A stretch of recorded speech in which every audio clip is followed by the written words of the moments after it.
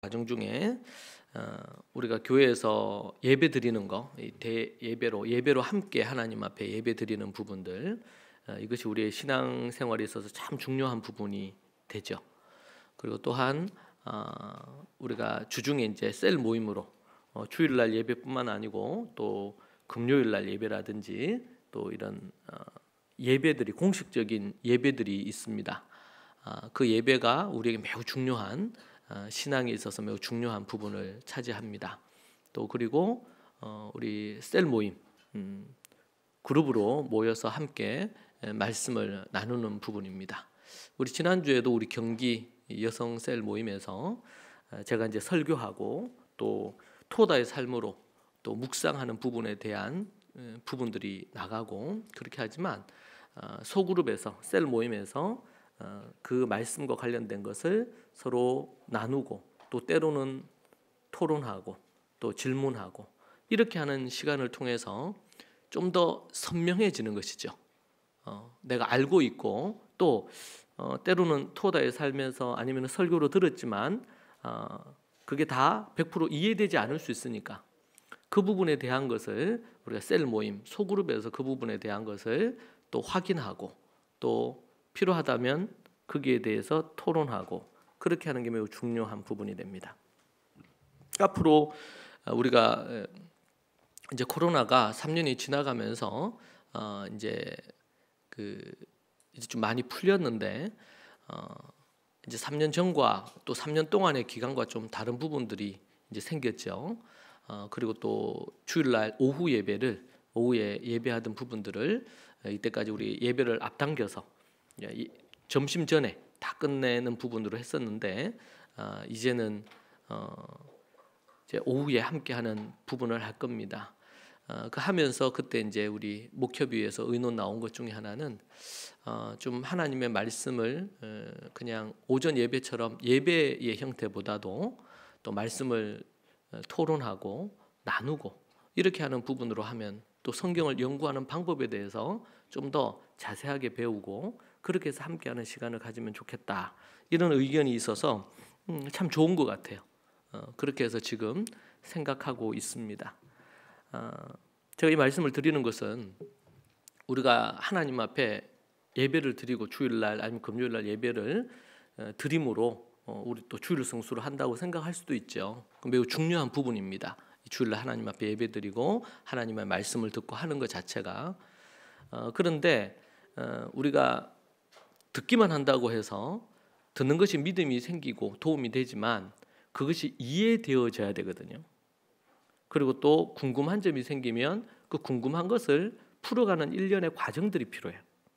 그리고 우리가 갖고 있는 이 성경은 우리가 읽기도 해야 되는 거지만 이것은 연구할 책입니다. 이 성경은 공부하도록 주어진 책이에요.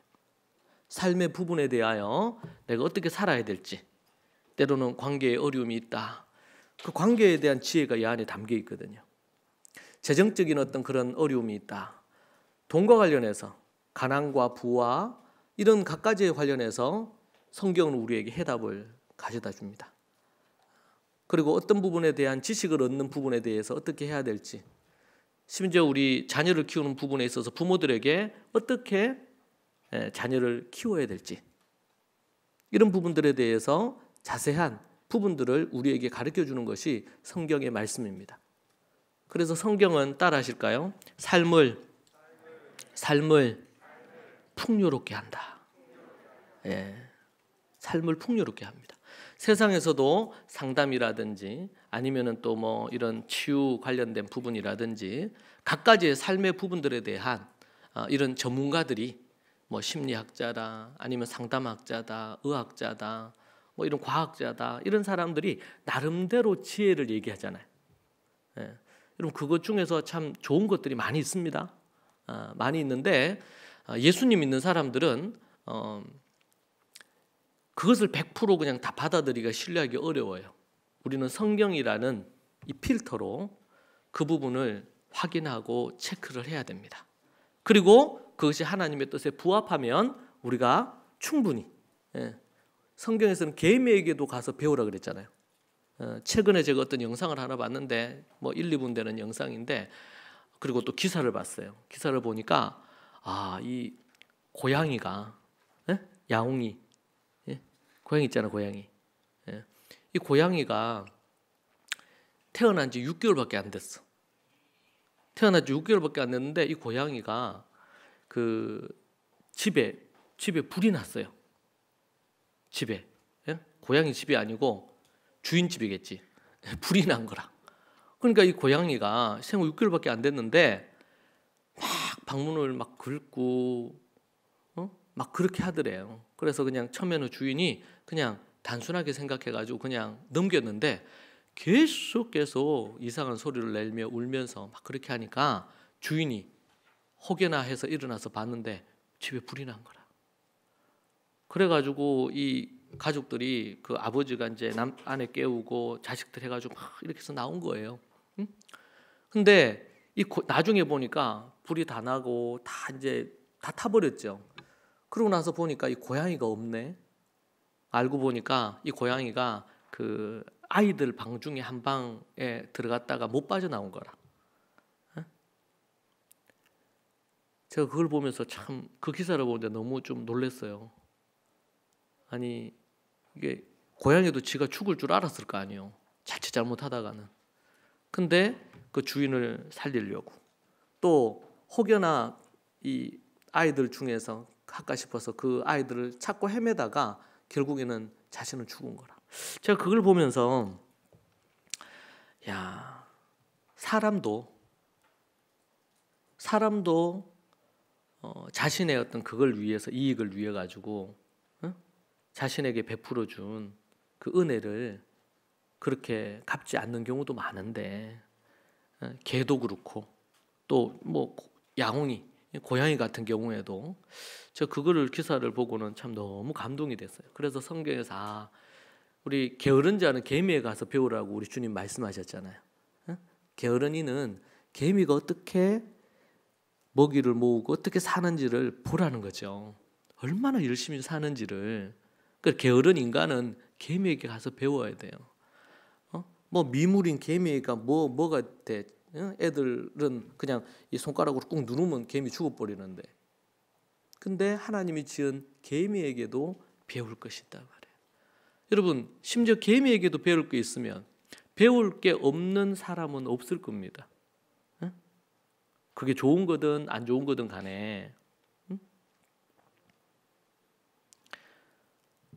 우리가 그런 부분에서 뭔가를 배우는 자세, 이런 자세 참 중요해요.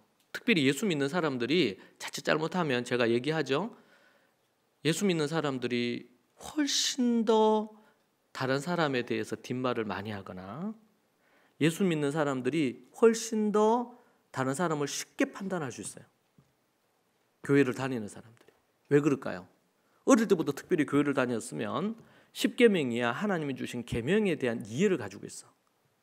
또 예수 믿는 사람은 술하고 담배를 안 한다 말이에요. 그러면은 술 먹는 사람 막 비난해요. 담배 피우는 사람 막 욕해요. 그러면서 자기는 거짓말하고 속이고 그렇게 하면서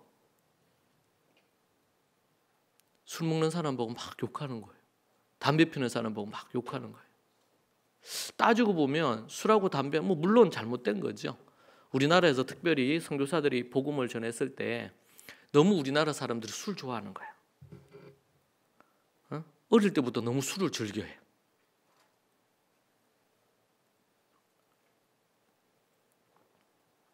그래서 교회에서 좀 사회에서 선도하기 위해서 우리 크리스찬들은 술 먹지 말자. 술 먹으면 술 먹고 2차, 3차 문제가 생기잖아요. 그 술 먹지 말자. 그리고 막 담배도 막 많이 피우고 이렇게 하니까, 그래서 이제 그걸 한 게 이제 술하거나 담배하는 것을 안 하기로 교회에서 정한 거예요. 그거는 너무 좋은 거죠. 근데 자칫 어떤 문제가 생기냐면, 술 한단 말이에요. 여러분 직장 들어가거나 어디 가고 그러면은 때로는 술하고 이렇게 하는 사람 있잖아요. 근데 크리스찬들이 쉽게 그런 것을 정죄하고 판단하는 거예요. 물론 잘못된 부분은 잘못됐다 해야 되지. 그러면 세상에서 어떻게 봐요? 크리스찬들을 향해서. 그러면서 예수 믿는 사람들이 술, 담배는 안 해. 그런데 다른 사람 뒷담도 잘하는 거야. 그러면은 그 직장에서 뭐라 그러겠어요?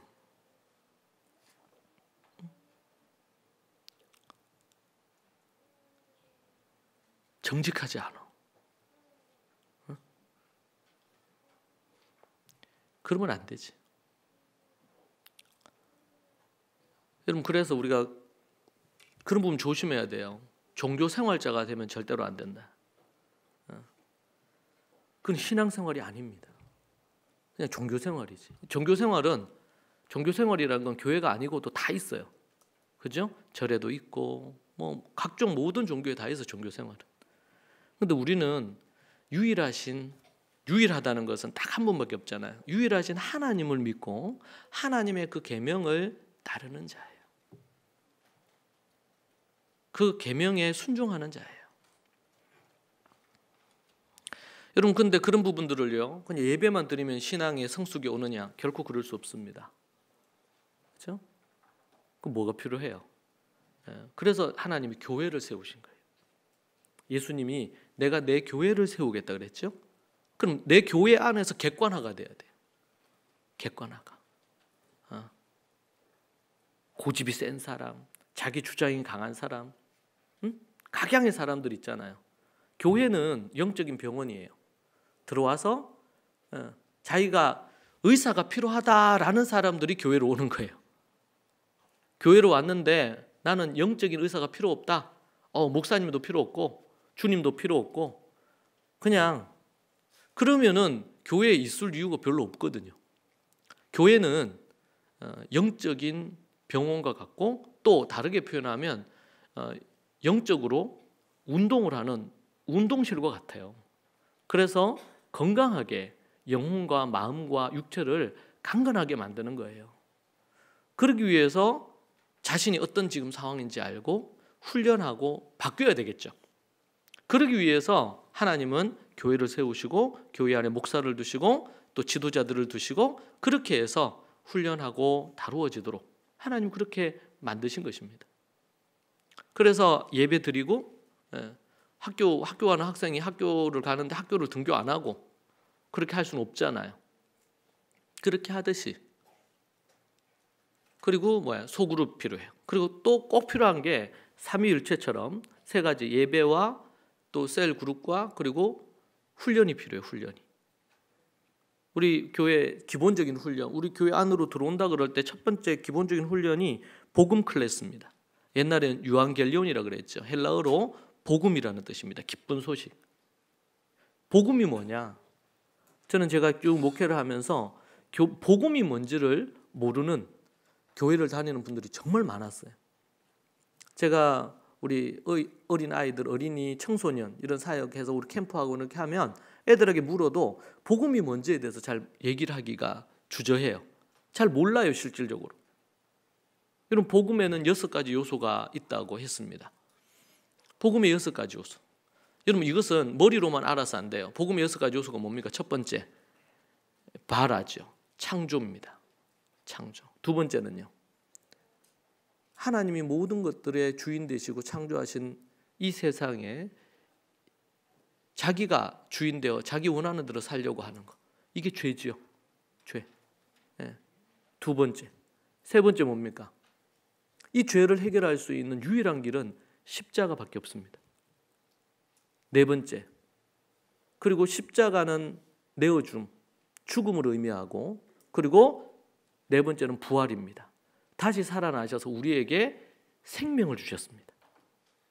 십자가가 죄사함이라면 부활은 생명을 주신 겁니다. 다섯 번째는 회심입니다. 회개가 뭔지, 회심이 뭔지 정확히 모르는 교회 다니는 분들이 정말 많아요. 심지어 목사님도, 전도사님도, 장로님들도 그런 분이 있더라고요.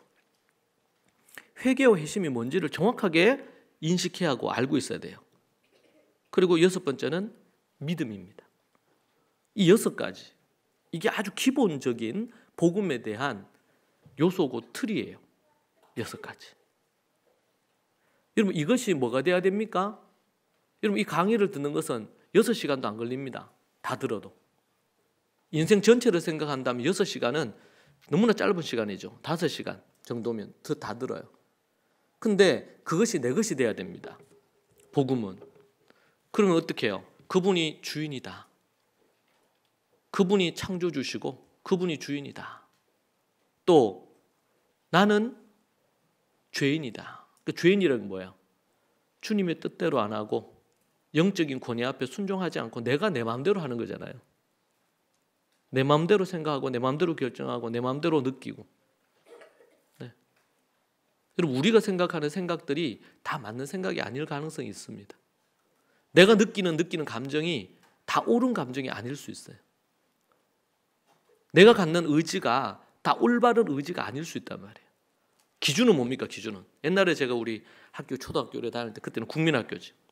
하고 체육 시간이나 아니면 뭐 조회 시간 이래 되고 그러면은 선생님이 이렇게 기준 쫙 기준을 중심으로 쫙 옆으로 기준 그게 기준이에요. 근데 그 옆줄에서 지가 기준인 줄 알고 생각하면 안 돼요. 기준을 정하면 그 기준에 따라서 여러분 우리 인생에 기준이 있어요. 기준이. 그 기준이 뭐냐? 하나님이 우리의 기준이죠. 아멘입니까? 하나님만이 우리의 유일한 기준입니다. 그분의 말씀만이 유일해요. 그것이 진짜 기준이에요. 유명한 분들도 있죠. 세상에. 철학자들도 있고 의사들도 있고 유명세를 타면서 TV에 많이 나오잖아요. 우리 크리스찬들은 그런 부분에 절대적인 기준을 두지 않습니다. 다 뭘로? 성경으로 필터링 할 수 있는 그런 안목을 가지기를 원합니다. 기준. 그 기준이 분명해야 됩니다. 심지어 그 기준 앞에서 자기도 부정해야 돼요. 그래서 자기 십자가를 지라 그러잖아요. 이 십자가는 단순히 이 달린 십자가를 의미하기보다는 그것도 있고 나를 부인하는 겁니다. 네가 나를 따르려느냐? 내 십자가를 지고 자신을 부인하고 십자가를 지고 나를 쫓으란 말이에요. 여러분 이게 안 되면 출발할 수가 없어요. 신앙을. 최소한 그게 100점은 아니어도 돼. 10점이라도 진정한 믿음으로 자신이 죄인임을 고백하고 이제는 내 뜻대로 살지 않고 주님 뜻대로 살겠다 라는 것을 10점이라도 출발을 해야 됩니다. 10점이라도 출발하면 어떻게 해요? 10점으로 출발했는데 10점이니까 얼마나 약해. 100점에 비하면. 부족한 게 정말 많겠지. 그래도 10점이라는 믿음이 있으면 어떻게 됩니까? 뭐가 잘못된 길로 가요. 좌로나 우로나 치우쳐요. 그러면은 시편 23편 말씀처럼 주의 지팡이와 막대기로 그렇게 하면 안 돼요. 이렇게 얘기해 줄 수 있겠죠. 그죠? 얘기해 줄 수 있는 거예요. 그러면 어떻게 해요? 10점이 있는 사람은 안으로 다시 들어와요. 주님 안으로. 근데 10점조차 없다. 1점도 없다. 성경은 겨자씨만한 믿음이라고 그래요. 그 믿음이 없다. 그럼 어떻게 될까요? 종교생활자다. 그러면은 누가 그렇게 하면 안 됩니다. 이러면 어떻게 해요? 발끈해요. 지가 뭔데 나한테 이래라 저래라 하냐 말이에요. 이거 뭐예요? 자신이 죄인인 걸 아직 모르는 거예요. 근데 여러분 알아요? 장로님이나 아주 중직자들 중에 그런 분들 꽤 있어요. 만나보면. 소위 말해서 자기 뜻대로 안 되면 수가 탁 틀어져.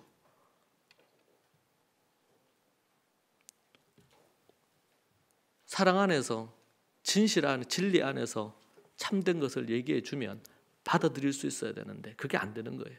그럼 교회가 어떻게 됩니까? 그런 이들이 교회의 토대가 돼서 많아졌다. 또 그 사람들이 교회를 오래 다니면서 리더십이 됐다. 그럼 어떻게 될까요? 리더십이 됐다. 그러면은 교회의 어떤 중요한 결정을 엉뚱한 곳으로 할 수 있어요. 주의 뜻이 아니라 하나님의 뜻이 아니라 이것은 대형 교회든 작은 교회든 다 해당되는 거예요. 여러분 성경에서 우리가 앞에 봤던 로마서 우리 앞에 봤던 고린도 교회, 고린도전서 봤잖아요. 여러분 거기에는 1세기 당시에 대형 교회입니다. 대형 교회. 엄청나요. 거기에는 신유의 역사도 강해. 놀라운 역사. 방언은 기본이고 엄청난 은사들이 다양한 곳이에요. 거기가. 그리고 해양 도시다 보니까 돈이 너무 많어. 돈이 넘쳐나요. 교회 안에.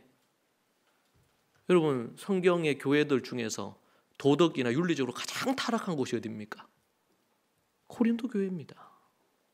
왜 하필 고린도전서 13장에 사랑장이 나왔겠어요? 사랑이 없으니까.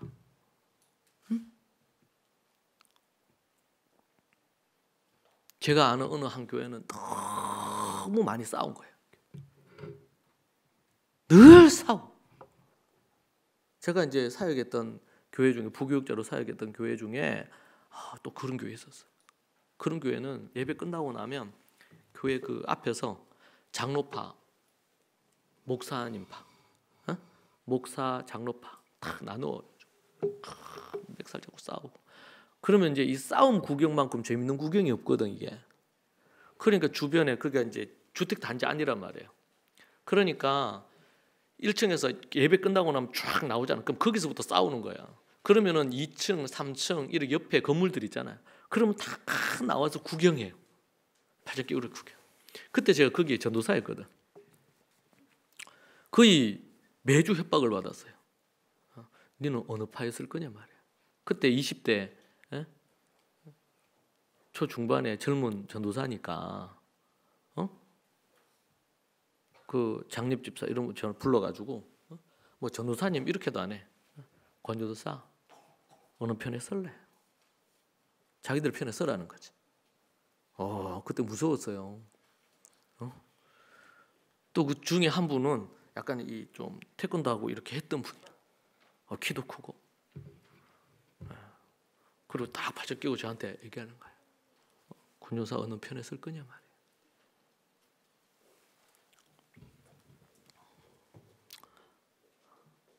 여러분, 그 교회가 또 전도는 엄청 열심히 해요. 전도지들 밖에 나가지고. 여러분, 그 전도가 되겠어요?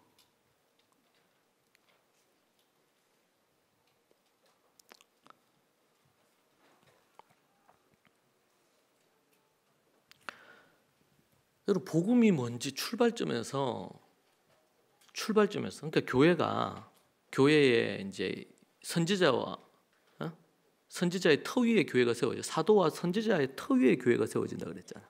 그럼 사도와 선지자의 터가 뭡니까? 복음이거든요. 복음의 터 위에 세워져야 되거든요. 네. 그러려면 뭐예요?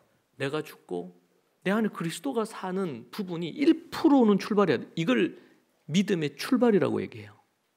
믿음의 출발. 이게 종교적으로 창조, 죄, 십자가, 부활, 또 뭐야? 회개, 믿음. 이거 믿습니까? 네, 믿습니다. 그럼 나중에 그러면 침례 받읍시다. 그 침대 줘. 근데 진심으로 믿느냐? 그 어떻게 알아요? 같이 지내봐야 알아요. 어떤 상황이 왔을 때 자신이 죄인임을 인정하고 하나님의 뜻을 따르려고 하는 건지, 아니면 자기 뜻대로 하려고 하는 건지. 그 사람의 입의 말을 내가 나한테 오늘 1,000,000원 빌려주면 내가 다음 주에 1,000,000원 갚을게. 그 말을 어떻게 믿습니까? 1,000,000원을 다음 주에 딱 갚으면 그 믿을 수 있지, 그 말을. 근데 말로만으로 믿을 수는 없단 말이에요. 그 사람이 신용이 좋다, 저 사람 참 믿을만하다 라는 것으로 평가할 때에 어떤 걸로 평가해요? 그 사람의 정직성입니다. 그 사람의 신의예요. 제가 갖는, 또 우리 유니스가 갖는 슬로건 중 하나, 정직, 성실, 신의. 신의. 너무 중요해요. 세상 살아가는데 정말 중요해요. 영어 단어, 수학 문제 몇 개 더 맞는 거, 그 사람이 얼마나 정직한가, 얼마나 그 사람이 신의가 있는가. 소위 말해서 의리가 있는 거예요. 의리가. 신의를 갖고 있느냐. 요즘은 얼마나 빠르게. 이게 내한테 덕이 되냐, 내한테 도움이 되냐, 그렇지 않느냐, 이거에 따라 가지고 너무 쉽게 판단하고 결정하고 행동하죠. 복음 다음에 뭡니까? 복음 클래스 다음에 영적 관계 클래스입니다. 영적인 관계가 형성돼야 돼요. 저는 제가 20여 년 가까이 목회를 하면서 보니까 정말 그 사람의 신앙이 성숙하고 성장을 하려면 이 복음의 출발점이 제대로 돼야 돼요. 그러니까 거기에서 내가 죽어야 돼. 내 생각, 내 감정, 내 의지가 죽었어야 되고, 그 다음은 계속 죽어야 돼요. 날마다 죽어야 되고, 그리고 어디에로 들어가요? 영적인 관계 안으로 들어가야 돼요.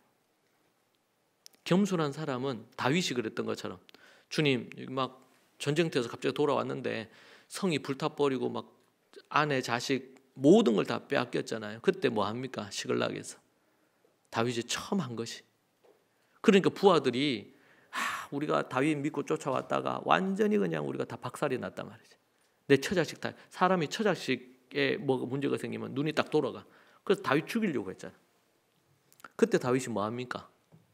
에봇을 가져와라. 우리가 하나님께 물어봐야 되겠다. 지금 처자식이 다 잡혀가고 막 포로되고 이렇게 됐는데 지금 물을 게 뭐가 있어?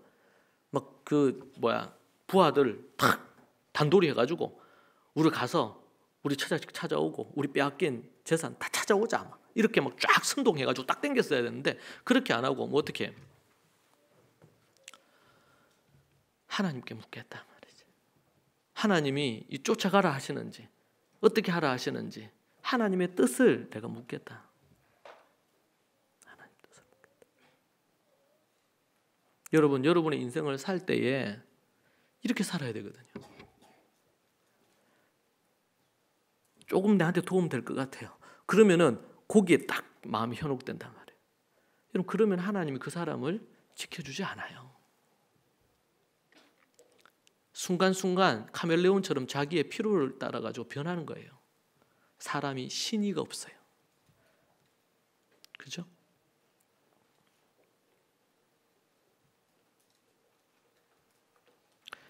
정말 이 영적인 관계 안에서 내가 십자가에서 내가 죽었다는 것은요, 하나님과의 보이지 않는 하나님과의 관계에서 순종이지만, 교회를 하나님이 두신 이유는 보이는 관계 안에서 순종하도록 하는 거예요. 그래서 눈에 보이지 않는, 눈에 보이는 부모에게 순종이 안 되는데 눈에 안 보이는 하나님께 순종이 되겠냐 말이에요. 순종이 되겠냐.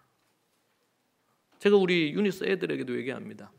아니, 선생님한테, 목사님이 얘기하는데 여기에 순종이 안 되는데 뭐 어떤 부분에 순종이 되겠냐 말이에요. 순종이 제사보다 낫다는 말을 크리스찬들 중에서 모르는 사람 어디 있어요? 근데 순종을 안 하거든요. 순종이 안 된단 말이에요.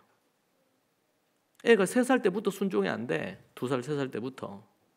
여러분, 이걸 훈련하지 않고 눈에 보이는 부모, 어머니에게, 아버지에게 순종이 안 되는데 어떻게 눈에 안 보이시는 그 하나님, 부모는 때로는 상식적인 걸 요구하지만 상식적이지 않는 것을 요구하시는 그 하나님 앞에, 그 하나님의 말씀이니까 내가 순종하겠다.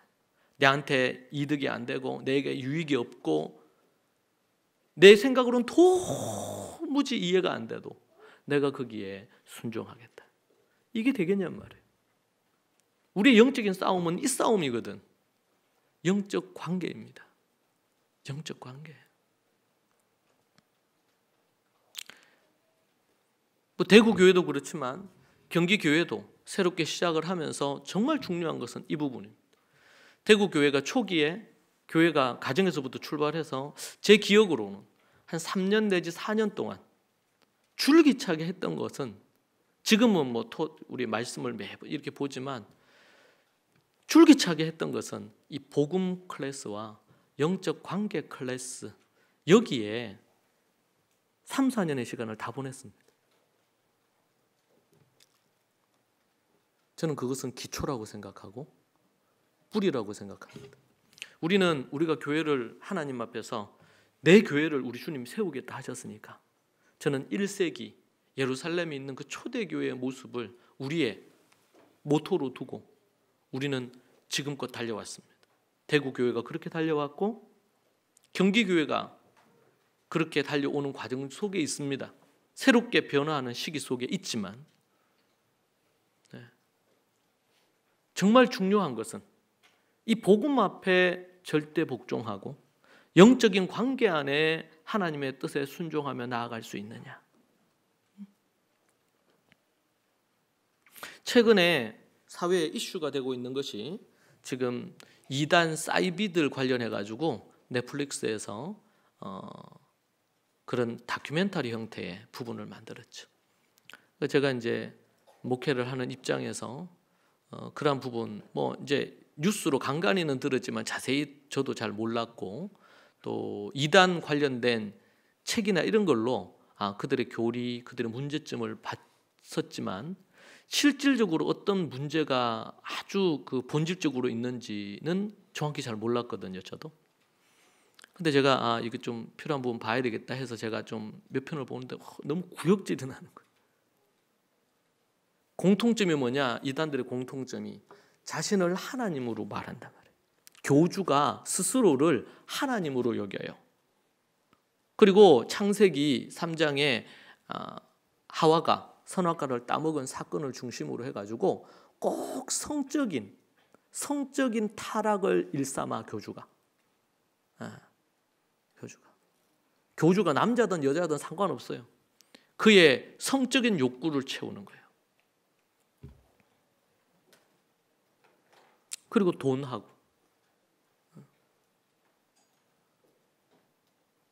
예전에 나왔던 세계관적인 책인 돈, 섹스, 권력이라는 게 있는데 이단의 딱 중심에 자신을 하나님이라 그래. 하나님. 예수 그리스도 다음으로 아니면 예수 그리스도가 실패했고 자신이 예수 그리스도다. 구세주다. 그렇게 얘기하는 거예요. 그리고 많은 신도들이 절대 추종을 하죠. 심지어 그런 일이 법정에서 판결이 다 나오고 그렇게 했는데도 불구하고 여전히 그런 부분에 대한 것이 있어요. 저는 그걸 보면서 그런 생각이 들었습니다.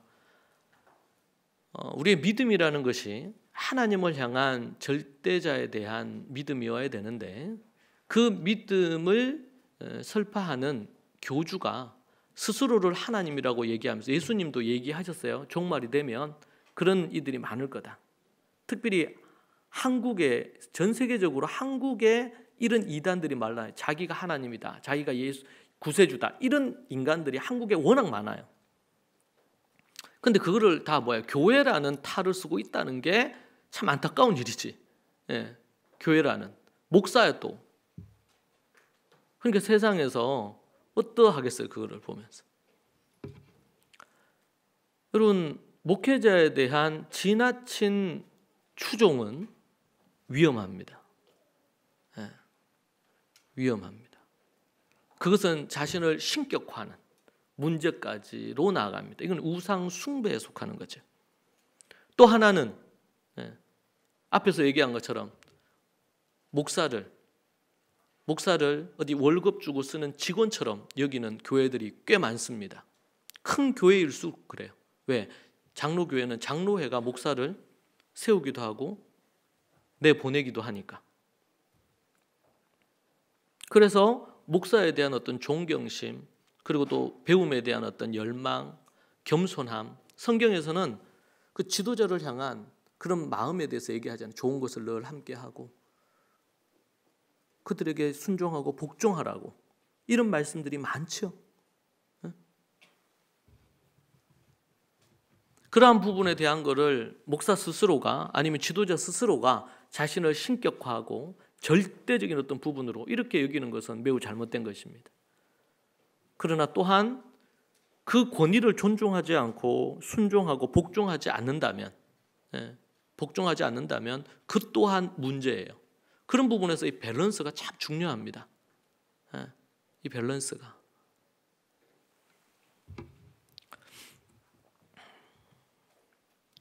복음 클래스 그리고 영적 관계 클래스. 우리는 항시 잊지 말아야 될 거예요. 항시. 내가 복음을 알고 나 예수님 믿으니까 더 이상 복음에 대해서 논할 필요도 없고 생각할 필요도 없어. 아니.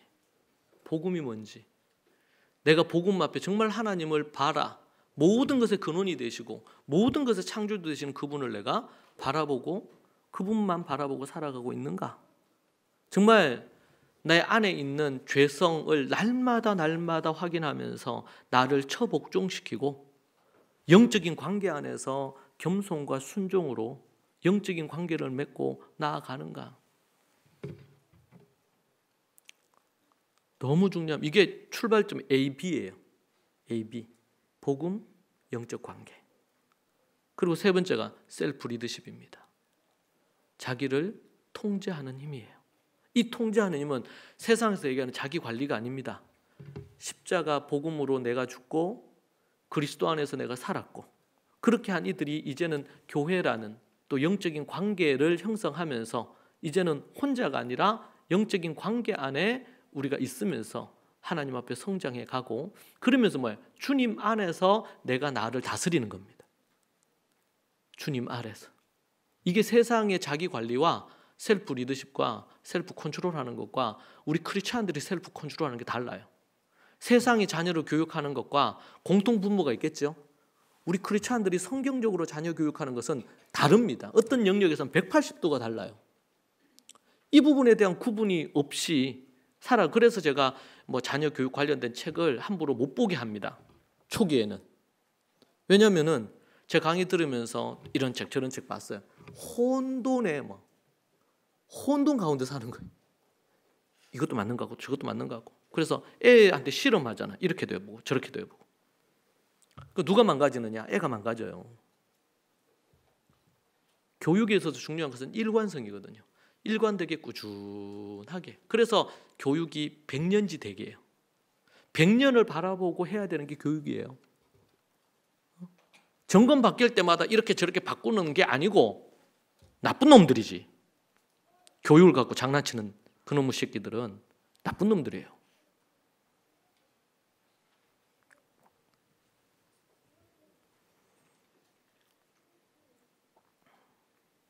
여러분 이 부분을 우리가 분명히 해야 됩니다. 그렇지 않으면 여러분 교회가 대형 교회가 수만 명이 모이는데요. 주님이 모른다 할 수 있어요. 그 교회를.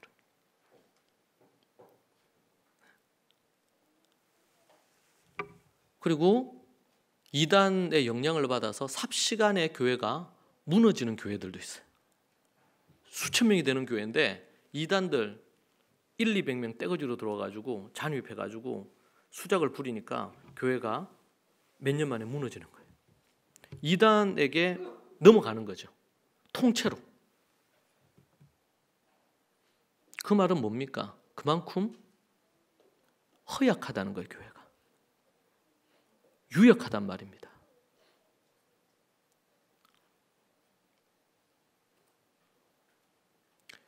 교회가 그 뿌리를 견고하게 그리스도께 두고 있어야 됩니다. 심지어 목사가 뭐 어떤 그럴 수 있잖아요. 마지막 때가 된 핍박이 있을 수도 있고 목사가 예를 들면 교회에서 사라진다. 그래도 교회는 그들 각자가 갖고 있는 믿음으로 교회는 견고하게 더 서야 됩니다. 아멘입니까? 초대교회가 사도들이 예루살렘에 나오고 다 흩어졌잖아요. 전 세계로. 다 흩어져서 한 게 뭡니까? 가는 곳곳마다 교회를 세웠어요. 지금으로 얘기한다면 목사가 없는데 빌립 집사님은 사마리아에 가서 교회 세웠죠? 네, 혼자서 가서 가는 곳곳마다 교회를 세우는 거예요. 이게 뭘 얘기합니까? 복음이 그들을 움직였어요.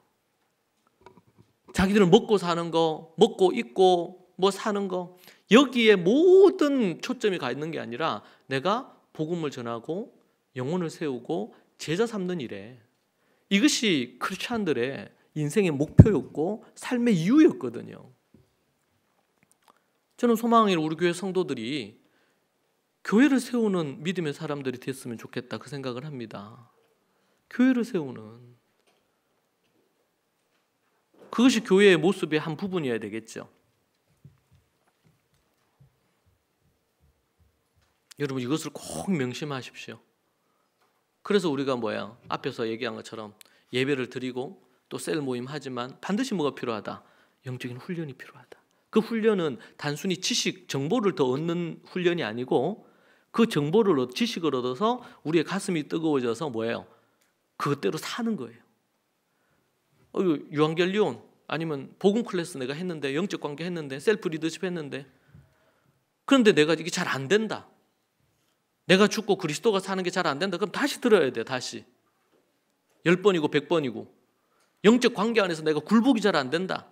부모와의 관계에 있어서 문제가 있는 경우에 영적 권위 앞에 순종하는 게 잘 안 되거든요. 이게 그런 상처들이 있어 보면, 그러면은요 교회에서 아니면은 주님께 순종하는 게 안 되는 거예요. 순종하는 게 영적 관계, 자기 통제하는 거, 자기 절제하는 거, 이게 잘 안 된다. 그러면 자기 절제 관련된 부분들에 대한 거를 강의를 듣고 필요하다면 질문도 하고. 여러분 교회에서 정말 해야 될 게 뭐냐면 질문하는 거예요. 질문. 말씀 설교로 듣고 또 뭐예요? 셀그룹에서 소그룹에서 나누고 또 훈련을 받아. 그렇게 하면서 뭐 해야 돼요? 궁금한 게 생길 거 아니에요. 그게 100% 다 이해되는 사람이 없단 말이죠. 거기에 대해서 물어야 돼요. 질문해야 돼요.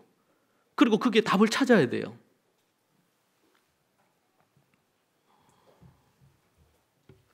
오늘 말씀에서도 몇 가지 질문으로 여러분에게 답하려고 합니다. 오늘 말씀 보니까 아브라함의 믿음을 당신의 믿음으로 그랬어요. 여러분 우리는 앞에서 봤습니다. 우리가 어떻게 의롭다함을 얻었습니까? 뭘로? 행위로 얻었습니까? 아니죠. 뭘로 얻었어요? 믿음으로 얻었어요. 믿음으로. 그 예로, 믿음으로 얻었다는 예로 누구를 들었어요? 아브라함을 들었죠.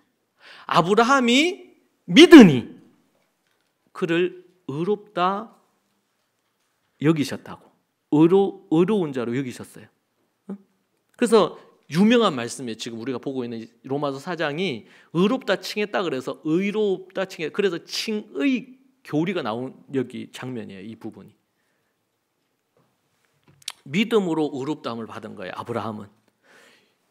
할례로 받은 것도 아니고 행위로 받은 게 아니란 말이에요. 그걸 계속 강조하죠. 4장, 5장, 6장, 7장 계속 강조합니다. 오직 믿음으로. 여러분이 하나님 앞에 의롭다함을 얻고 구원을 얻은 것이 여러분이 믿음 때문인 걸 믿습니까? 여기는 믿는 것 같은데 이쪽 동네는 안 믿으시나요? 믿습니까? 여러분 우리는 믿음으로 얻습니다. 내가 수고하고 일해서 삭슬 받은 게 아니에요. 나는 아무것도 하지 않았는데 우리는 단지 믿었을 뿐인데 이 믿음을 뭐로 여기셨어요? 의로 여겨가지고 하나님의 자녀로 삼아주시고 의롭다 칭해주시고 구원을 해주신 거예요. 죄 없다 해준 거야. 와, 이 얼마나 놀라운 일이에요 이게. 여러분이 아무것도 안 했는데 여러분 아무것도 할 필요가 없어.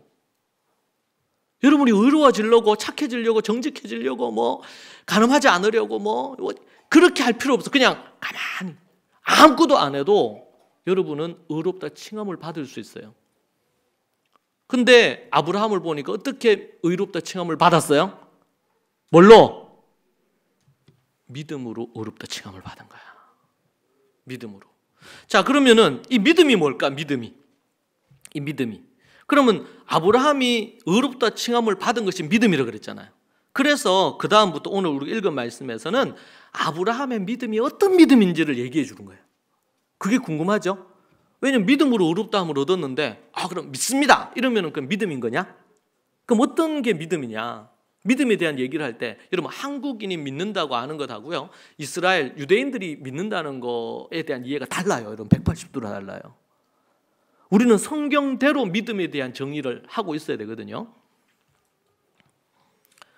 이 믿은 자에게 어떤 복이 있느냐? 시편 32편 1절 말씀으로 다윗의 시편에서 세 가지를 얘기했죠. 불법, 죄를 저질렀는데 용서함을 받는 복을 받아요. 믿으면. 두 번째, 죄가 가려져. 죄를 지었는데 죄를 가려버려요. 세 번째는 주님이 그 죄를 기억도 안 해. 헤아리지 않는다 그랬어요. 생각을 안 하는 거예요. 그 죄에 대해서. 여러분 우리가 의롭다함을 얻는데 뭘로 의롭다함을 얻는다고요? 믿음으로. 여러분 이 논리를 따라올 수 있어야 돼요. 로마서를 우리가 잘 이해하려면 우리가 의롭다함을 얻고 구원을 받아. 어떻게 구원받아? 뭐로 구원받아요? 믿음으로. 오직 믿음으로. 오직 믿음이라는 것은 유일하게 딱 한 가지 방법밖에 없어요. 믿음으로. 그런데 이 믿음이 그럼 뭐예요? 뭐가 믿음이죠? 이렇게 이제 얘기를 할 수 있는데 그 전에 그렇게 그럼 믿으면 어떤 복을 누리느냐? 첫 번째는 죄의 용서함을 받고, 두 번째는 죄가 가려지고, 세 번째는 죄를 헤아려 생각도 안 해. 여러분 어때요? 누가 나한테 안 좋은 것을 했어. 마음이 상했어. 그럼 어떻게? 계속 그것을 생각하죠. 남편이 내한테 막 그때 그거 했어. 막 둘째 놓을 때 그랬어. 막 그럼 어떤 상황에서 막 남편의 섭섭함이 생기면 갑자기 그게 막 쫙 올라오잖아. 막 쫙 벌떼처럼 올라와요. 그 아내들이 남편한테 그 한마디 하면 또 남편은 또 깨갱하지 할 말이 없잖아. 헤아린단 말이야. 계속 생각하는 거예요. 저를 생각하는 거예요. 또 생각을 또. 우리는 성경은 묵상 안 해도 우리에게 해를 입힌 누가 섭섭한 이건 계속 묵상합니다. 그 사람에게 100가지 좋은 걸 받고도 한 가지 섭섭한 게 있어. 그럼 계속 그것만 생각해. 이 짓을 하도록 만드는 게 누구야? 사탄이에요.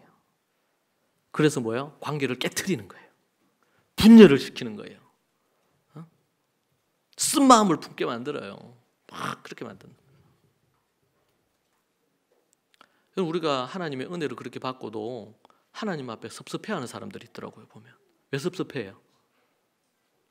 내가 하나님 앞에 이런 기도했는데 이 기도 안 들어줬다는 거예요. 하나님 앞에 내가 이렇게 해가지고 우리 누구 아픈데 좀 낫게 해달라고 기도했는데 하나님 능력 많으신 거 하나님 안 들어줬고, 내가 그렇게 10년 가까이 복권을 이렇게 사와서 이렇게 기도하고 이렇게 하는데 복권이 아니에요.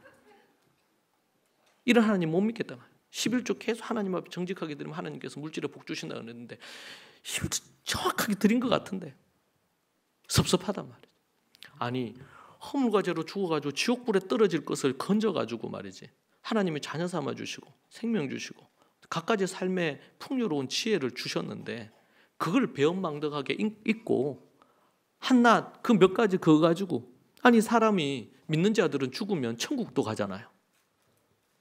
죽음을 두려워할 게 아무것도 없죠? 아닌가? 우리는 두려워할 게 없어요. 이미 예수 그리스도를 얻었고 하나님 앞에서 죄 용서함을 받았고 천국 가는데 뭐가 더 필요해요? 뭐 돈이 더 필요합니까? 자식이 성공하는 게 필요합니까? 남편 성공하는 게 필요해요? 더 넓은 집이 필요합니까? 뭐가 필요합니까 도대체? 그것은 그냥 우리가 살아가는 데 있어서 우리가 이용할 필요한 도구지, 그것은 우리 인생의 본질이 아니에요. 몸이 중요해? 옷이 중요해? 에? 옷이 중요해요? 아니 몸이 중요하지 왜 옷이 중요해? 여러분 옷은 거지처럼 입었는데 몸은 각종 질병이 들어가지고 오늘 내일에 그럼 옷이 중요해요? 몸이 중요하잖아. 근데 우리는 옷에 목숨을 거는 거예요. 우리에게 지옥에서 건져서 천국으로 옮겨줬는데 그것에 대한 감사를 그걸 매일 1시간마다 묵상해도 부족하잖아요. 얼마나 감사하고 너무나 얼마나 기뻐요.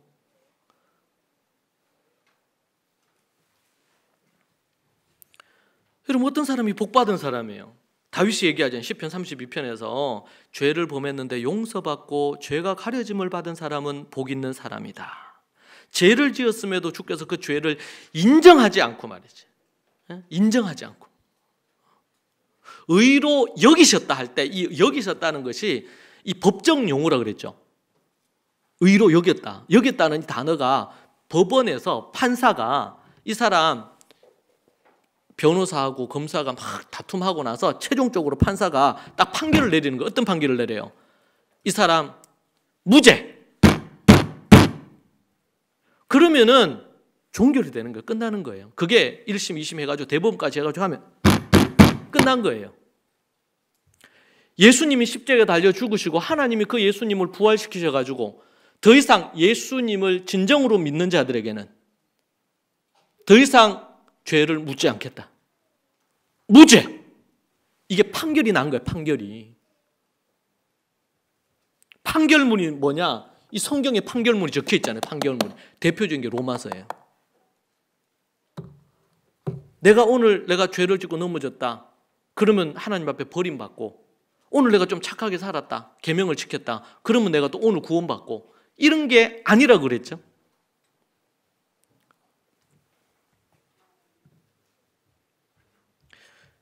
그래서 다윗이 아브라함의 믿음에 대한 얘기를 합니다. 17절부터 21절까지.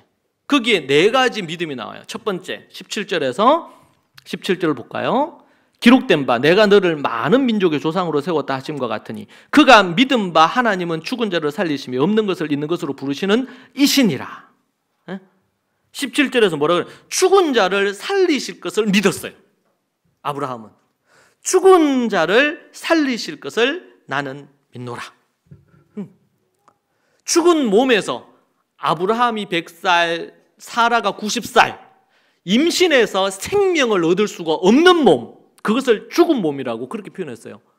죽은 몸인 아브라함과 사라 사이에 이삭이라는 생명을 하나님이 주신 거야. 이것을 믿었어요. 내가 너로 사라를 통해서 자식을 주겠다. 그때 들었던 때가 75세. 그죠? 세월이 지났어요. 이제는 100세가 다 돼가. 그러니까 아브라함도 사라도 다급해요. 하나님 언제 주냔 말이에요. 그래서 이스마엘도 낳아버린 거예요. 하갈을 통해 가지고. 근데 하나님께서 100세에 주실 것을 아브라함이 믿었어요. 아브라함의 믿음은 어떤 믿음이다? 죽은 자도 살리실 것을, 죽은 몸에서도 생명을 주실 것을 믿는 겁니다. 두 번째, 무에서 유를 불가능한데 가능케 하시는 것을 믿었어요. 그죠? 100세에 90세에 부부 사이에서 아이가 임신돼서 생명을 얻는다는 것은 불가능한 일이죠. 그런데 그 의심을 버리고 가능하다는 것을 믿었단 말이죠. 세 번째는요, 그의 믿음은 도저히 바랄 수 없는 것 중에 바랬어요. 아브라함이 바랄 수 없는 중에 바라고 믿었으니 18절에 이는 내 후손이 이 같으리라 하신 말씀대로 많은 민족의 조상이 되게, 지금 자식 하나 없는데 큰 민족의 조상이 되겠다. 그래서 이름도 바꿨잖아요. 아브라함에서 아브라함으로, 열방의 아비다. 모든 많은 민족의 아비가 될 거다. 마지막 네 번째 믿음, 하나님께서 약속하신 것을 능히 이루실 것을 온전히 믿었습니다. 19절부터 21절입니다. 그가 100세나 되어 자기 몸이 죽은 것 같고 사라의 태가 죽은 것 같음을 알고도 믿음이 약하여지지 않고, 믿음이 없어 하나님의 약속을 의심하지 않고 믿음으로 견고하여져서 하나님의 영광을 돌리며 약속하신 그것을 또한 능히 이루실 줄을 확신하였으니.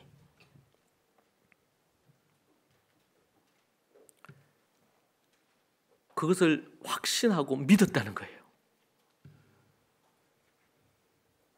여러분, 여기서 우리 한 가지 발견할 수 있는 것은 아브라함의 믿음은 교회에 와서 여러분 믿습니까? 하면 아멘 믿습니다, 이게 아니죠. 그의 믿음은 어떤 믿음이에요? 제가 우리 오늘 목회 칼럼에도 적어놨어요. 여러분 12장부터 25장까지가 아브라함의 생애예요. 12장에 뭐가 나옵니까? 그는 갈 바를 알지 못한 채 오직 하나님만 바라보고 갈대아 우르를 떠납니다. 믿음의 출발점이죠.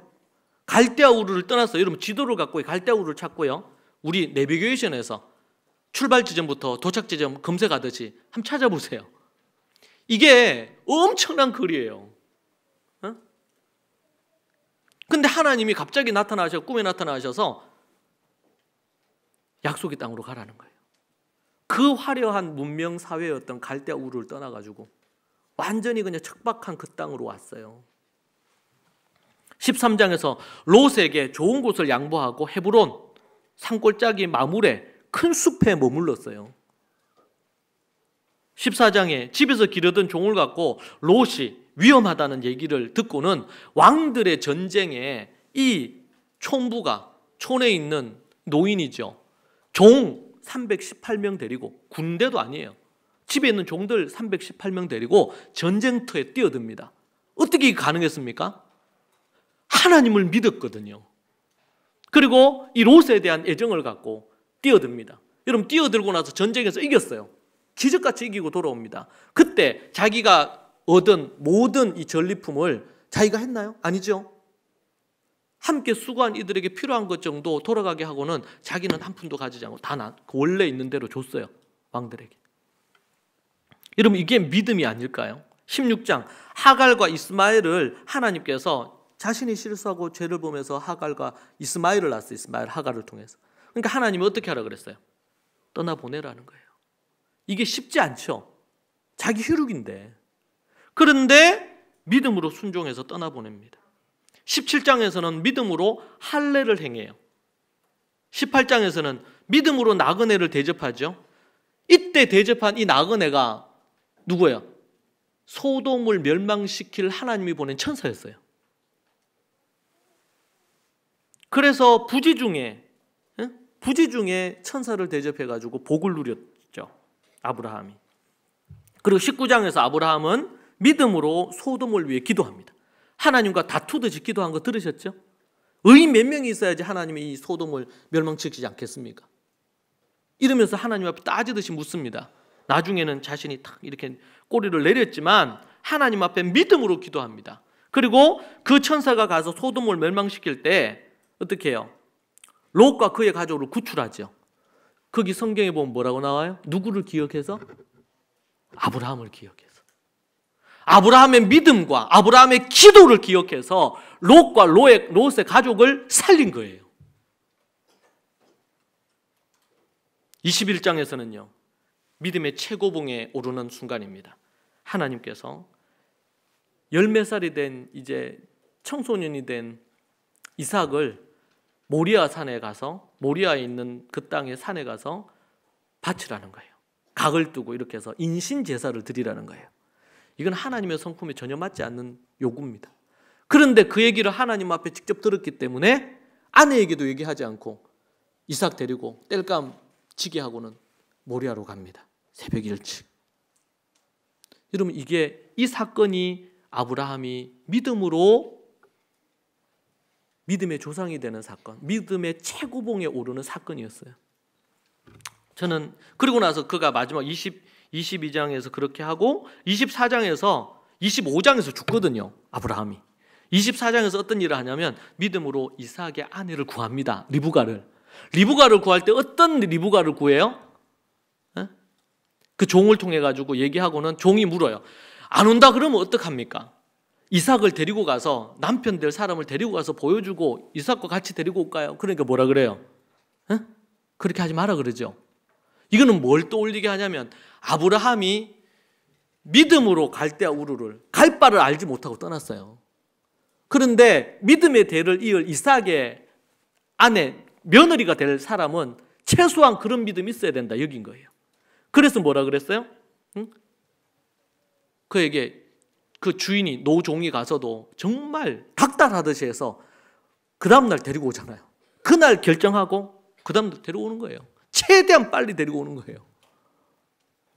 뭘 보기 위한 겁니까? 며느리의 믿음. 갈 바를 알지 못하고 아무것도 몰라. 얘기만 들은 거예요 지금. 그 남자 이삭이 어떤 남자인지도 몰라. 그런데 믿음으로 갑니다. 마지막으로 그가 믿음으로 한 것은 번제 이삭을 바치는 사건 22장, 23장 이후에 24장에서 리브가를 이삭의 아내로 해주고는 그가 25장에서 175세의 나이로 하나님 앞으로 돌아가지요. 여러분 22절을 볼까요? 22절. 오늘 우리 말씀의 22절.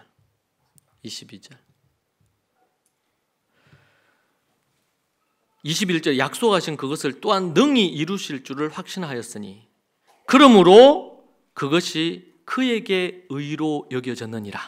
22절에서 그러므로 그것이 지금 금방 그 얘기를 쭉 하고 네 가지 믿음에 대한 얘기를 쭉 하고 그리고 나서 그것을 믿음으로 여기셨다. 하나님께서 그렇게 말하고 있습니다. 지금 계속 반복해서 얘기합니다.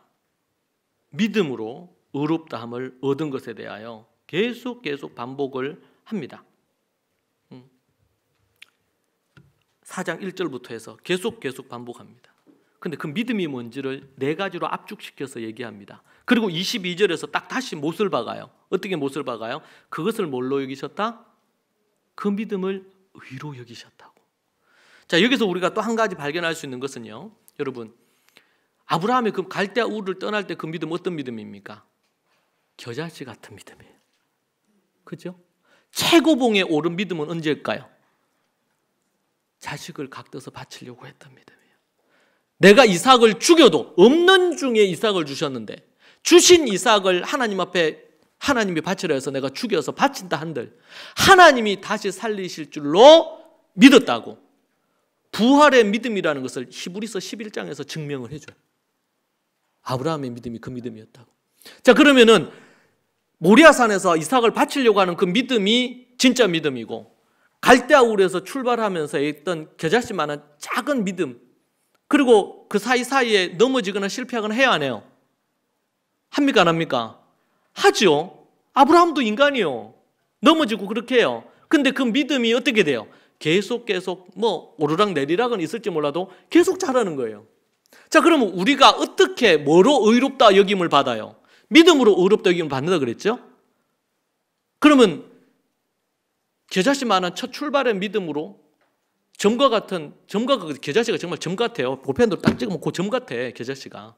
그 믿음으로, 아니면은 최고봉에 오른 모리아산의 그 믿음으로, 어느 믿음으로 구원받을까요? 여기서 우리 크리스찬들이 헷갈려요. 이 최고봉에 이르러야지 우리가 구원받을 수 있을 거라 생각해요. 완전한 믿음. 아니죠. 여러분, 우리가 믿음에 대한 이해를 바로 해야 돼요. 오늘 정말 중요합니다. 지금부터 지금 시작부터 지금까지 졸았어도 용서해 줄게요. 지금 들어야 돼, 지금. 예? 이 뭐냐면 지금 이걸 발견하면 너무 자유로워졌어요. 여러분, 우리가 믿음으로 출발해요. 근데 인간이 태어나잖아, 아기가. 우리 지희도 아기였거든. 그지? 아기였단 말이야. 어린 아기로. 근데 이 아기는 인간이요? 어른들은 얘기하죠. 벌개 같은 게 뭐, 벌레 같은 게 저게 꼬물꼬물하고 막 어리고 너무 귀엽고 하니까 그렇게 애칭으로 부르죠. 근데 어때요? 뱃속에 있는 태아도 인간이죠. 태어난 1살짜리도 인간이요. 나이가 들어서 이제는 50대, 60대 성숙한 사람도 인간이고 인간이에요. 예수 그리스도를 말미암아 우리가 새롭게 그리스도 안에서 태어난 존재는 새 사람이죠, 새 사람. 믿음이 약해도, 믿음이 부족해도, 어떻게든 앞에서 그래서 얘기했잖아요. 1점이라도, 10점이라도 그렇게 출발하는 거죠. 근데 문제는 그 믿음이 진짜 믿음인지는 어떻게 알아요? 열매로 아는 거예요.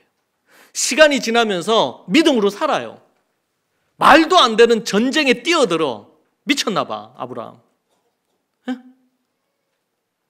그리고 아내가 90세인데 임신해서 애를 낳을 수 있다고 믿는 거예요. 주변 사람들이 많이 얘기해, 성경 기록 안 됐어도 얘기했을 거예요. 뭐 이부족, 김부족, 뭐 박부장 이런 부족장들이 물었을 거 아니에요. 아니, 하나님이 그렇게 얘기하셨다 그러는데 지금 그 나이에 99세 됐을 때 물었다 합시다. 그럼 89세잖아요, 아내가. 하나님이 진짜 주실까요? 자식을? 하나님은 약속하셨기 때문에 주실 줄 믿는다고. 불가능한 것 중에서 가능하게 하시는 분이라고. 없는 것에서 있게 하시는 분인 줄 내가 믿는다고. 아브라함이 그렇게 고백을 한 거예요. 그 믿음은 어디에서 출발한 믿음입니까? 갈대아 우르에서 출발한 믿음. 그 믿음이 자라서 그 모습까지 간 거예요. 그리고 자식을 받은 것뿐만 아니라 그 자식을 죽이더라도 하나님은 살리고도 남는 분이다 라는 걸 알았어요. 할렐루야. 여러분, 우리가 이걸 어떻게 우리가 적용할 수 있을까요? 여러분의 삶 가운데 정말 하나님을 믿으십니까? 여러분이 당하는 어떤 상황들을 만날 때 정말 진짜 하나님을 믿으십니까? 아니면 그냥 종교 생활을 하고, 아니면 기껏 하면은 좀 내가 위로받으려고 막 하나님 앞에 어렵고 힘들 때 잠깐 기도합니까? 아니면 이걸 통해서 하나님이 뭘 하시려고 하나? 그 하나님, 크신 하나님의 큰 그림을 보고 믿음으로 나아갑니까? 여러분, 우리가 부모된 우리가 자녀들에게 뭘 가르쳐야 될까요? 때로는 초등 때, 중등 때, 고등 때, 아니면 대학 들어가서 인생의 위기를 만납니다. 공부할 때는 공부하는 게 쉽지 않아요. 심지어 중3, 고1 때부터 학습 스트레스를 받는 애들이 있더라고. 누가 필요할까요? 뭐가 필요할까요? 그들에게 하나님을 향한 믿음이 필요합니다. 신앙이 필요한 거예요. 주님이 내 인생을 이끌고 가신단 말이지. 응? 이 시대에 얼마나 우리 삶을 살아가는데 힘들고 어려운 게 얼마나 많아요. 우울증에 안 걸리는 게 이상해. 응? 우리 가운데서도 많게 적게 우울함이 있을 거예요. 저도 이제 나이 들고 갱년인가 봐. 한 번씩 왔다 갔다 해요. 한 번씩 우울함이 올 때가 있어. 그래서 더 말씀 읽는 거에 막 열을 올리는지 몰라.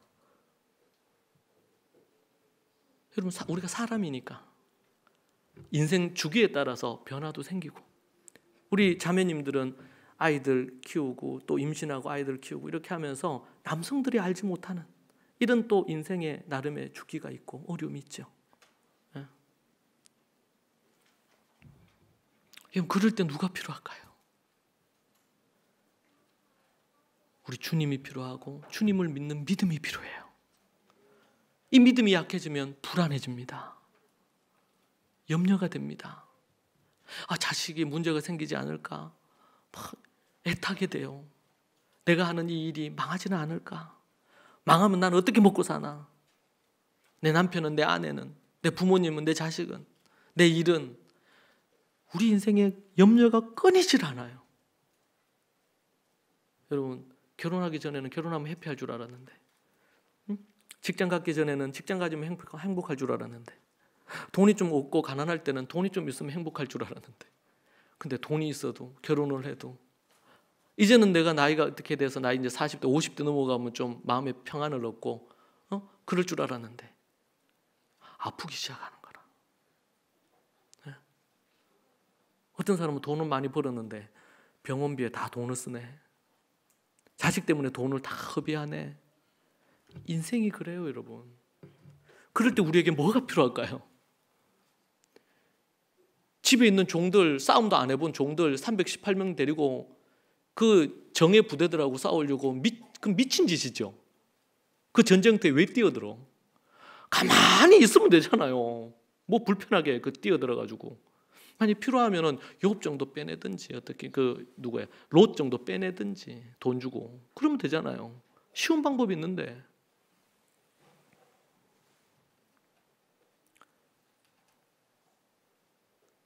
여러분, 겨자씨만한 믿음이 모리아산의 믿음으로 변합니다.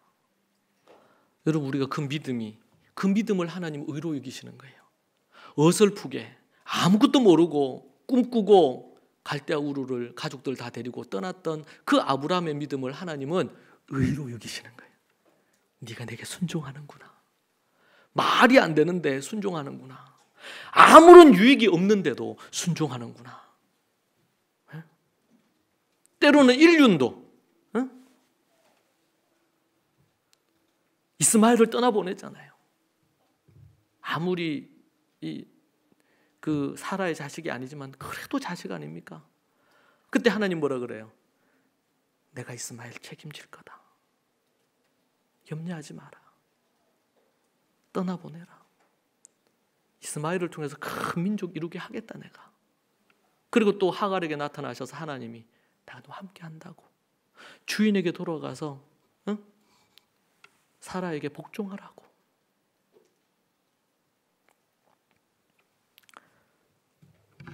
아브라함의 믿음이 여러분의 믿음이 됐으면 좋겠습니다. 우리의 그 믿음이 우리의 믿음이 돼야 됩니다. 그래야 의로 여김을 받습니다. 이것은 뭔가 많이 노력하고 애쓴다는 문제가 아니죠. 마지막으로 한 가지 여러분에게 예를 들고 제 설교를 마무리하겠습니다. 꽃집의 아가씨 이야기를 저는 좋아합니다. 꽃집의 아가씨는 예쁘죠? 꽃집의 아가씨가 있는데 처녀라. 근데 사장이 총각이라. 이 처녀가 그 꽃집에서 일하면서 정해진 시간에 딱딱 일을 했어요. 근데 한날은 꽃집 사장이 일하고 들어간 땀을 너무 커피 한 잔 태워달라 그랬는데 아주 쌀쌀맞게 대한 거예요. 이 꽃집 아가씨가, 직원이. 아니 내가 꽃 팔러 왔지 커피 타러 왔냐고 막 이러면서 막 그렇게 하는 거예요. 근데 같이 계속 일을 하다 보니까 이 처녀 총각이 눈이 맞았네요. 좋아하게 됐어요. 그래서 이제 연애를 해서 결혼을 했어요. 그러니까 딱 퇴근 시간 되면 딱 퇴근하던 그 아가씨가 여보 지금 대목인데 더 일하자는 거예요. 남편이 들어오는데 뭐예요? 말도 안 했는데 커피를 막 맛있게 태워주는 거예요. 뭐가 달라진 거죠 지금? 이걸 빗대어 얘기한다면 종교 생활은 결혼하기 전의 모습이에요. 종교 생활은 해야 하니까 정해진 시간 안에 고인만 딱 하는 거예요. 더 안 해. 근데 이제 결혼하고 나니까 이게 내 일이 됐네. 이게 이제는 이 사장과 직원과의 관계가 아니고 부부 관계예요. 사랑하는 관계가 됐어. 그렇게 되니까 이게 달라지는 거예요. 여러분 우리 신앙생활은 그런 것입니다. 하나님과 그런 관계를 맺고 사는 거예요. 할렐루야. 그래서 뭐라 그랬어요? 믿음은 뭐를 더 견고하게 해요? 믿음은 율법을 더욱 견고하게 한다. 탄탄하게 만들어요. 왜? 그전에는 몰랐는데 내가 하나님을 사랑하니까 하나님이 뭘 좋아해? 정직을 좋아해. 하나님이 신의가 있는 사람을 하나님 좋아해. 정결한 사람을 하나님 좋아해. 뭐 어떻게 해야지 그래 되지? 하나님의 십계명이나 산상수훈을 보면서 하나님 좋아하시는구나. 내가 하나님 앞에서 하나님이 기뻐하시는 거 해야 되겠다. 신랑 되시는 그분 기뻐하는 거 내가 해야 되겠다. 여러분의 관계가 종교 생활하는 하나님과의 관계가 아니고 사랑하는 관계가 되시기를 축복합니다. 우리 사랑하는 자녀들이 그런 관계가 되기를 원합니다. 여러분 그게 믿음입니다. 어떤 행함으로 얘기하는 게 믿음이 아니고 정말 하나님을 그렇게 사랑하는 것이 믿음입니다. 사랑하고 믿으면 뭐래요? 나를 사랑하는 자는 내 계명을 그래서 지키고 싶은 겁니다. 지키고 싶은 거예요. 제가 제 아내를 사랑하니까 아내가 싫어하는 걸 안 하고 싶은 거지. 왜? 내가 사랑하니까. 동일한 거예요. 우리의 신앙은 사랑의 관계입니다. 그 사랑의 관계가 여러분 안에 가득하기를 축복합니다. 기도하겠습니다. 하나님 아버지 감사합니다. 우리가 무엇인데 우리에게 이 놀라운 진리를 가르쳐 주시고 아니 하나님이 우리를 이토록 사랑하시는지 주님 우리가 알게 하시니 감사합니다. 주님의 그 사랑 안에 머물기를 소망합니다. 주님 우리가 그 사랑을 알고 어렵다 칭하신 그 믿음을 아브라함의 믿음이 우리의 믿음이 되고 나의 믿음이 되어 하나님을 기뻐하며 그 하나님을 마음과 뜻과 힘을 다해서 사랑하는 우리 모든 좋은 가족 식구들 되게 하여 주옵소서. 주께서 이 한 주도 매일매일 하나님을 뜨겁게 사랑하는 성령 충만한 하루하루가 되기를 소망합니다. 예수님 이름으로 기도합니다. 아멘.